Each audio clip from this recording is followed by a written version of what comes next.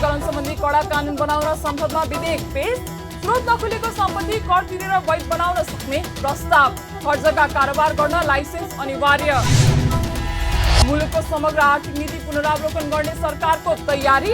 आगामी वर्षको बजेट ल्याउने समयसम्म पुनरावलोकनका काम सक्ने अर्थमन्त्री पौडेलको भनाई। र केन्द्रीय बैंकको कार्यक्षमतामाथि संसदमा प्रश्न। गृहमन्त्री नियुक्त गर्न सरकारलाई सांसदको दबाव। पालाजुमा भएको लुटपाट र आगजनीबारे सरकारसँग जवाब माग। नमस्कार, कारोबार समाचारमा स्वागत छ। अब समाचार विस्तारमा। सरकारले सम्पत्ति शुद्धिकरण सम्बन्धी कडा कानून बनाउन भन्दै दर्ता गरेको विधेयक संसदमा पेश गरेको छ। बुधबार प्रतिनिधि सभाको बैठकमा कानून न्याय तथा संसदीय मामिला मन्त्री ध्रुव बहादुर प्रधानले सम्पत्ति शुद्धिकरण निवारण तथा व्यावसायिक वातावरण प्रवर्धन सम्बन्धी केही ऐनलाई संशोधन गर्ने विधेयक 2079 पेश गर्नु भएको हो। विधेयक पेश गर्दै मन्त्री प्रधानले सम्पत्ति शुद्धिकरण र कर छलीसँग सम्बन्धित नभएका सम्पत्तिलाई करको दायरामा ल्याउने गरी विधेयकमा व्यवस्था गरिएको स्पष्ट पार्नुभयो। सम्पत्ति शुद्धिकरण तथा आतंककारी कार्यमा वित्तीय लगानी निवारण र व्यावसायिक वातावरण प्रवर्धनका लागि भन्दै सरकारले विधेयक अघि बढाएको हो। कानून मन्त्री प्रधानले आपराधिक क्रियाकलापबाट सृजित सम्पत्ति वैध बनाउन यो विधेयकको उद्देश्य नरहेको बताउनुभयो। सम्पत्ति शुद्धिकरण निवारण तथा व्यावसायिक वातावरण प्रवर्धन सम्बन्धमा कानुनी सुधारको लागि नेपाल सरकारको सम्वत 2079 भदौमा केही नेपाल ऐनलाई संशोधन गर्न बनेको विधेयक संघीय संसदको प्रतिनिधि सभामा पेश गरेकोमा सो सभाबाट पारित भई राष्ट्रिय सभामा विचाराधीन रहेको अवस्थामा प्रतिनिधि सभाको कार्यकाल समाप्त भएको कारण उक्त विधेयक निष्क्रिय भएको थियो। यसअघि संसदमा पेश गरिएको विधेयकमा रहेका कतिपय विषय परिमार्जन गरी यो विधेयक तयार गरिएको छ। प्रस्तुत विधेयकलाई संघीय संसदबाट पारित गराई कार्यान्वयनमा ल्याउन सकेको खण्डमा सम्पत्ति शुद्धिकरण निवारण सम्बन्धी नेपालको कानुनी व्यवस्था अन्तर्राष्ट्रिय मापदण्ड बमोजिम हुने भई सम्पत्ति शुद्धिकरण सम्बन्धी कसुर तथा सम्बद्ध कसुरमा प्रभावकारी रूपमा कारबाही चलाउन तथा त्यस्ता कसुर निवारणमा समेत थप प्रभावकारिता आउने देखिएकोले सम्पत्ति शुद्धिकरण निवारण तथा व्यावसायिक वातावरण प्रवर्धन गर्न सम्बन्धित विभिन्न 19 वटा ऐनहरूमा संशोधन गर्नको लागि प्रस्तुत विधेयक सदन समक्ष पेश गर्दछु।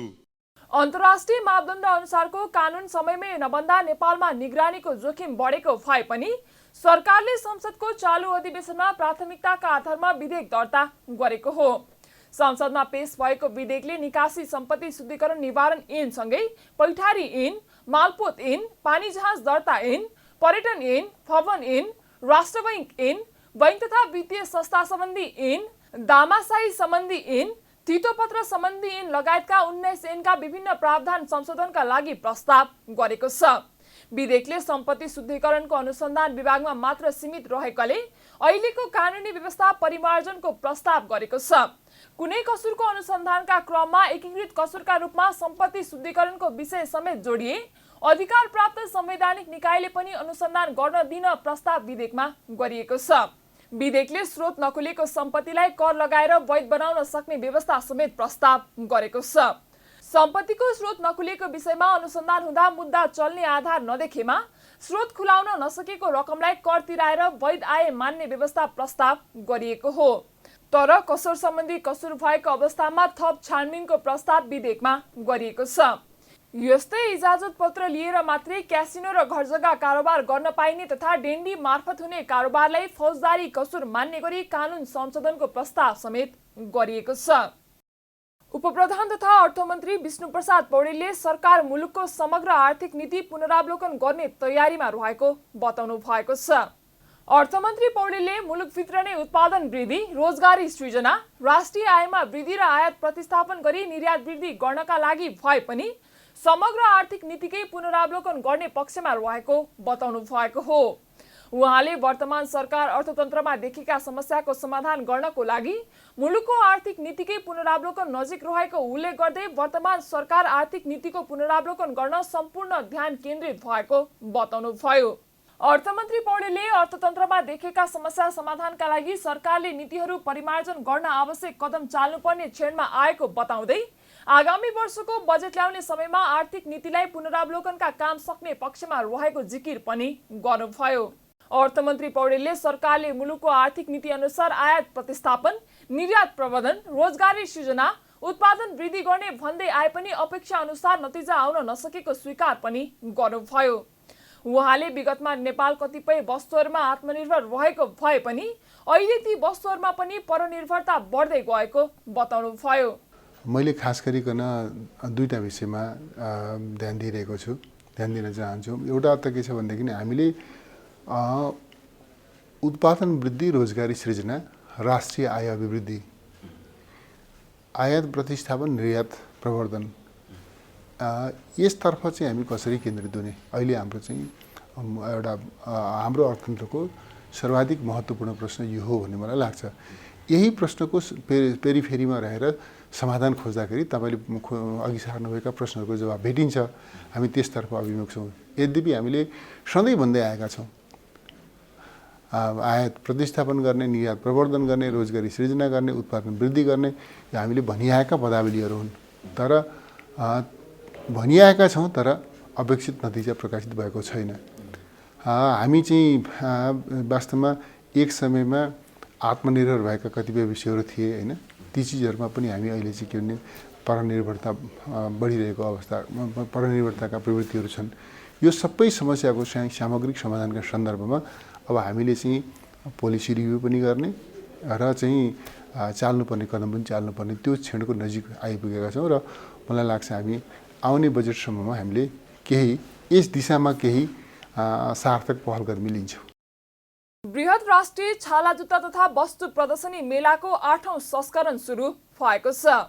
कला र कौशल हाम्रो, नेपाली ब्रान्ड नै राम्रो भन्ने मूल नाराका साथ नेपाली छाला जुत्ता उत्पादन सङ्घको आयोजनामा काठमाडौँको भ्रिकुटी मण्डपमा 8औं बृहत राष्ट्रिय छाला जुत्ता तथा वस्तु प्रदर्शनी मेला सुरु भएको हो।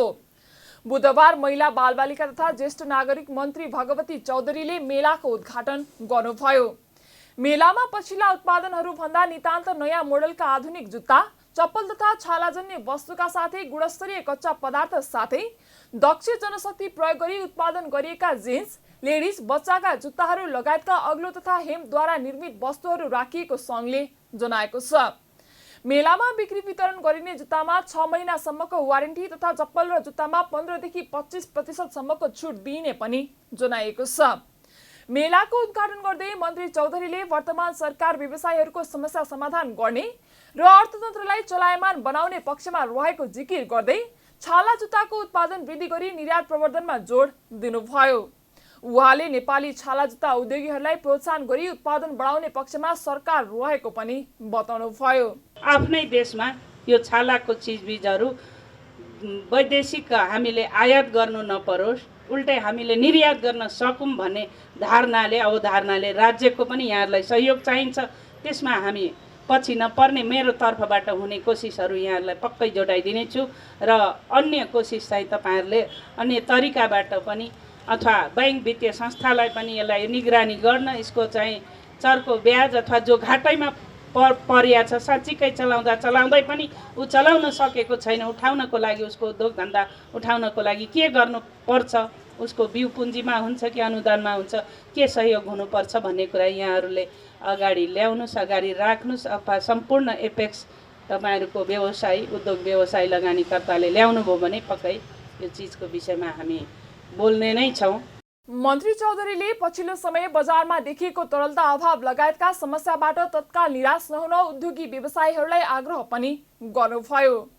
फागुन 9 गतेसम्म चल्ने प्रदर्शनीको मुख्य उद्देश्य लघु घरेलु उद्योगलाई वैज्ञानिक रूपमा आधुनिकीकरण गर्दै विदेशमा निर्यात गर्ने वातावरण बनाए राष्ट्रिय अर्थतन्त्रलाई परिवर्तन ल्याउने रहेको छ। मेलामा करिब 70 देखि 80 हजार दर्शक भित्र्याउने सङ्घको लक्ष्य रहेको छ। मेलामा अपाङ्ग व्यक्तिहरूलाई विशेष छुटको व्यवस्था समेत गरिएको छ। शेयर बजार घट्ने क्रमले साताको चौथो दिन पनि निरन्तरता पाएको छ।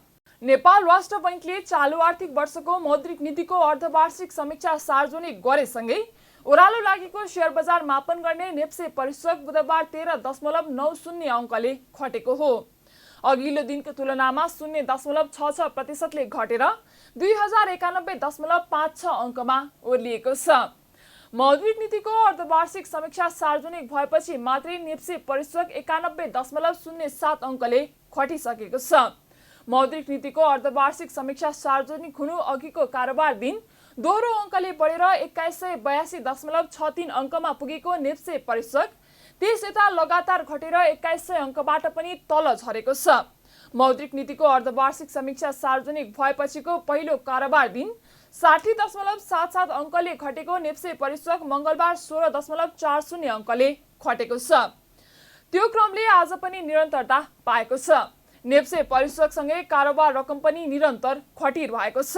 दिनभर कुल 256 कम्पनीको 48,15,000 किता सेयर 1,73,25,00,000 रुपैयाँ बराबरमा किनबेच भएको छ। यो रकम अघिल्लो दिनको तुलनामा कम हो। अघिल्लो दिन 1,78,00,00,000 रुपैयाँको सेयर किनबेच भएको थियो। घटेको बजारमा उत्पादन तथा प्रशोधन बाहेक सबै उपसूचक घटेका छन्। होटल तथा पर्यटन उपसमूहका लगानीकर्ताले सबैभन्दा धेरै गुमाएका छन्। अख्तियार दुरुपयोग अनुसन्धान आयोग र केन्द्रीय बैंकको कार्यक्षमतामाथि संसदमा प्रश्न उठेको छ। प्रतिनिधि सभाको बुधबारको बैठकमा सांसदहरूले अख्तियार र नेपाल राष्ट्र बैंकको कार्यक्षमतामा प्रश्न उठाएका हुन्। बैठकमा नेपाली कांग्रेसका सांसद चन्द्रकान्त भण्डारीले अख्तियारले सिम कार्डमा भ्रष्टाचार गर्नु अपराध हो भन्ने आवाज राखेको उल्लेख गर्दै त्यसरी आवाज सुनाउनुको ठाउँमा भ्रष्टाचारीहरूको फाइल खोलेर कारबाही किन गर्न नसकेको भन्दै प्रश्न गर्नुभयो। उहाँले आयोगलाई भ्रष्टाचारीमाथि अनुसन्धान गरी कारबाही गर्न कसले रोकेको हो भनी प्रश्न गर्दै नेपालमा नाटक चलिरहेको टिप्पणी समेत गर्नुभयो। सभामुखले भ्रष्टाचार गर्नु अपराध हो अख्तियार अनुसन्धान आयोग, त्यो अख्तियार अनुसन्धानले फाइल खोजेर थुन्नलाई कसले रोकेको छ र टुइन राखेर बस्छ? यो के हो? यो नाटक के नाटक मञ्चन हुँदैछ नेपालमा? त्यसकारण सभामुख महोदय, हामीले हाम्रो पार्लियामेन्टलाई विभिन्न विषयअनुसार छलफलको थलो बनाउनु पर्यो भन्ने मलाई लागेको छ। सभामुख महोदय, मैले सभामुख महोदय मार्फत यी कुराहरू राख्न चाहेँ। यसलाई हामीले यो सदनलाई पनि फरक तरिकाले लैजानु पर्यो। आज हामीले योभन्दा अगाडि हामीले कुरा उठायौँ, ऋण लिएको छ, ऋण तिर्न सक्दैन, सबैभन्दा छोरी मान्छेले बढी आत्महत्या गरेका छन्। यो आत्महत्याको विषय यहाँ बन्न सक्दैन एक दुईजनाको बाहेक। तर समानुपातिक प्रणालीमा सबैले आफ्नो अधिकार खोज्छ भने किन महिलाहरूले आत्महत्या गर्दा किन यो सदन घन्किँदैन? यसरी यो कृतज्ञ कसरी भयो सदन? बैठकमा राष्ट्रिय स्वतन्त्र पार्टीकी सांसद सोभिता गौतमले लघुवित्त र सहकारीलाई नेपाल राष्ट्र बैंकले नियमन गर्न नसक्ने हो भने दोस्रो तहको नियमन निकाय गठन गर्न माग नै गर्नुभयो।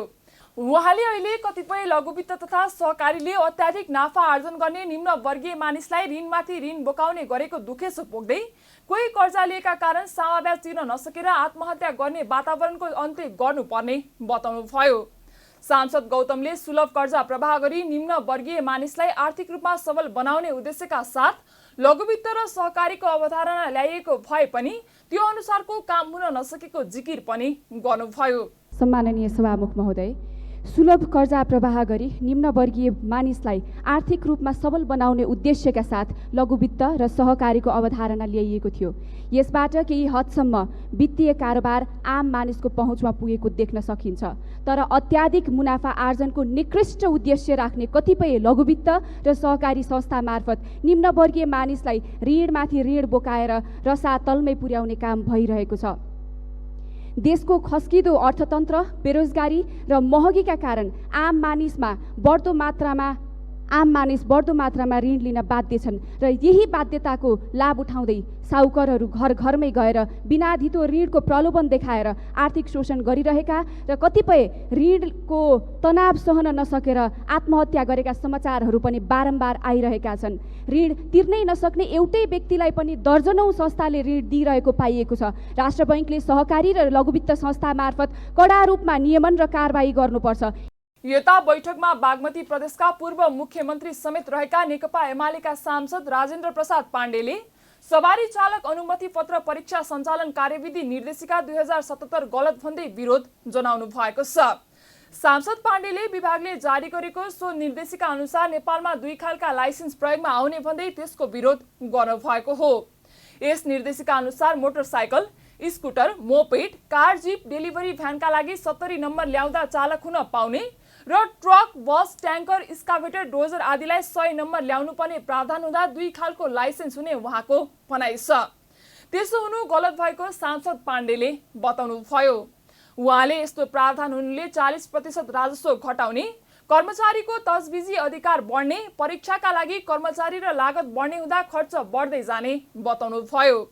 सवारी चालक अनुमति पत्र परीक्षा सञ्चालन कार्यविधि निर्देशिका 2077 जारी गरेको छ। 77 सालमा यो जारी हुँदाखेरि यसले के भन्यो भन्दा motorcycle, scooter, moped, car, jeep, delivery भ्यानका लागि एउटा मापदण्ड बनायो र यो कुराले नेपालका सडकमा गुड्ने गाडीहरूको 2टा मापदण्डका ड्राइभिङ लाइसेन्सहरू हुने भए। अब विगतमा सवारी चालक अनुमति पत्र लिने चालकहरूले 100 नम्बर नै परीक्षाबाट 100 नम्बर ल्याउनु पर्थ्यो भने अब 70 नम्बर ल्याए पनि सवारी चालक अनुमति पत्र प्राप्त गर्ने स्थिति बनेको छ। त्यो कस्तो कस्तो हुँदा कति नम्बर घट्छ र सवारी चालक अनुमति पत्र उनीहरूले पाउन सक्छन् भन्दा एक पटक ट्राफिक सङ्केतको पालना नगरेमा 15 नम्बर घट्छ। ट्राफिक सङ्केत भन्ने बित्तिकै रातो बत्ती बलेको बेला जति बेला यात्रुहरूलाई वारीपारी गर्न ठाउँ दिइन्छ, रातो बत्ती बलेको बेलामा पनि गाडीले त्यो ट्राफिक सङ्केत पालना नगर्नेले पनि अब ड्राइभिङ लाइसेन्स लिन पाउने भए। यसै गरी टर्निङ इन्डिकेटर लाइट बलेन भने पनि उसको 10 नम्बर घट्छ, उसले त्यति बेला पनि लिन पाउने भयो। अस्वाभाविक गतिमा वा असंयमित रूपमा सवारी चलाउनेले पनि उसको जम्मा 10 नम्बर घट्छ। त्यस्तो बेलामा पनि त्यो सवारी चालक अनुमति पत्र प्राप्त गर्ने स्थिति हुने भयो। एमालेका अर्का सांसद योगेश कुमार भट्टराईले यातायात व्यवस्था ऐनको संशोधन गर्न माग गर्नु भएको छ। उहाँले रोड सेफ्टी काउन्सिल बनाएर सडक विभागले गरेको काम, यातायात व्यवस्था विभागले गरेको कामहरूको नियमन गर्न जरुरी रहेको बताउनु भयो। उहाँले रोड सेफ्टी एक्सन प्लान 2021लाई पनि अघि बढाउनु पर्ने आवश्यकता पनि औल्याउनु भयो। सांसद भट्टराईले शहरमा सुरक्षित साइकल लेन, व्यवस्थित फुटपाथ, व्हीलचेयर मैत्री, अपाङ्ग मैत्री सडक बनाउने कुरा राज्यको निर्देशक सिद्धान्त भए पनि सो अनुसार हुन नसकेको भन्दै सरकारले आधुनिक र सभ्य सडक बनाउनु पर्नेमा जोड समेत दिनुभयो। लामो समयदेखि यो संसदमा पनि बहस चलिरहेको छ, अघिल्लो संसदमा पनि बहस चलिरहेको छ। हामीले एउटा रोड सेफ्टी काउन्सिल बनाउनु पर्छ भनिरहेका छौँ। त्यो रोड सेफ्टी काउन्सिलले सडक विभागले गरेका कामहरूको पनि नियमन गर्छ, अनुगमन गर्छ। त्यस्तै यातायात व्यवस्था विभागको पनि त्यसले अनुगमन गर्छ। यी कामहरू आज हुन सकेका छैन। त्यसकारणले हामीले एकातिर यातायात व्यवस्था ऐनको संशोधन गर्नुपर्नेछ। रोड सेफ्टी एक्सन प्लान 2021-30लाई हामीले अगाडि बढाउनु पर्नेछ। सुरक्षित साइकल लेनको कुरा छ यो सहरमा, व्यवस्थित फुटपाथको कुरा छ, व्हीलचेयर मैत्री, अपाङ्ग मैत्री बनाउने हाम्रो राज्यको निर्देशक सिद्धान्तले भनेको छ। तर हाम्रा कुनै पनि सडकहरू अपाङ्ग मैत्री छैनन्। त्यतातिर हामीले ध्यान दिनुपर्नेछ।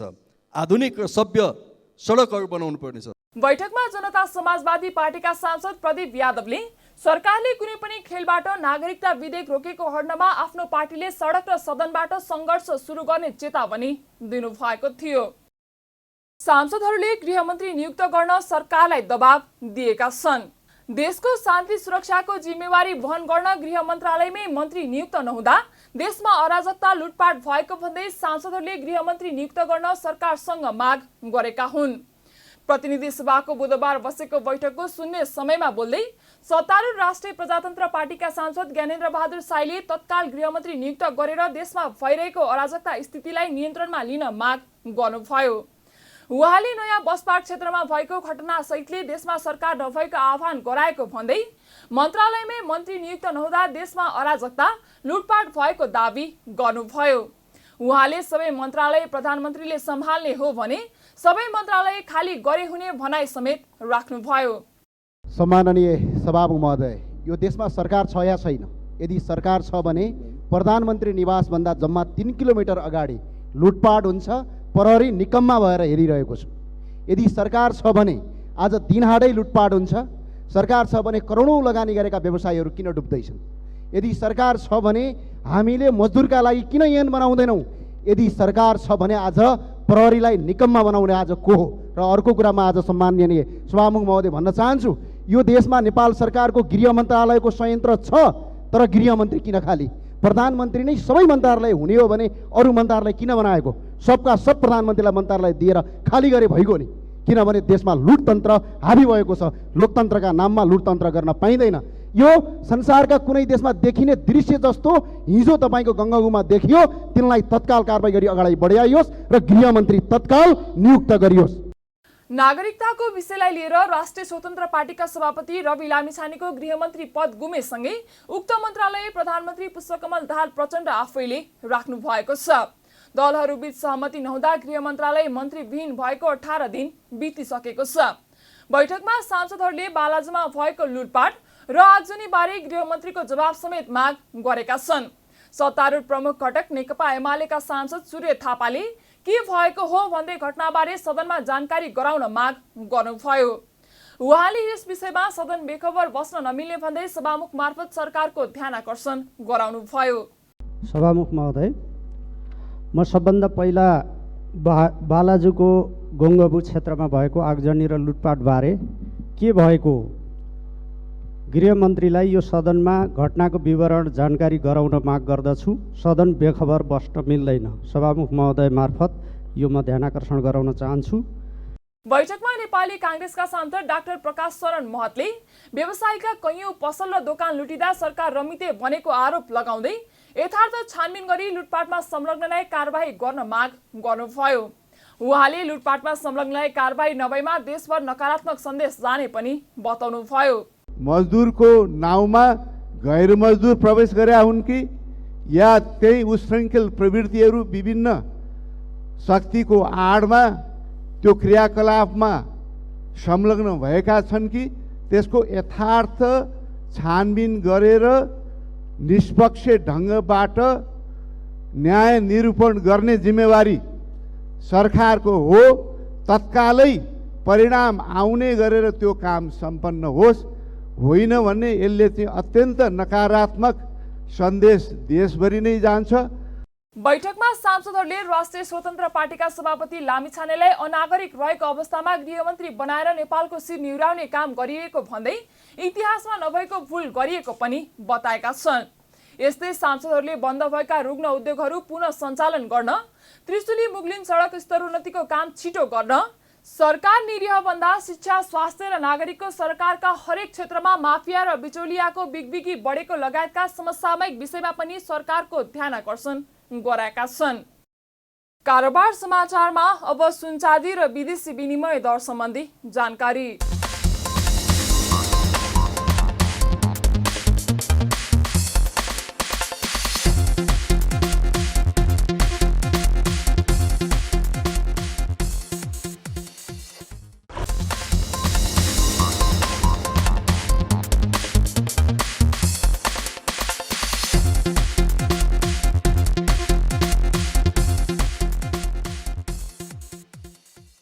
बिदा हुनु अघि अहिलेसम्मका प्रमुख समाचार पुनः एकपटक। सम्पत्ति शुद्धिकरण सम्बन्धी कडा कानून बनाउन संसदमा विधेयक पेश।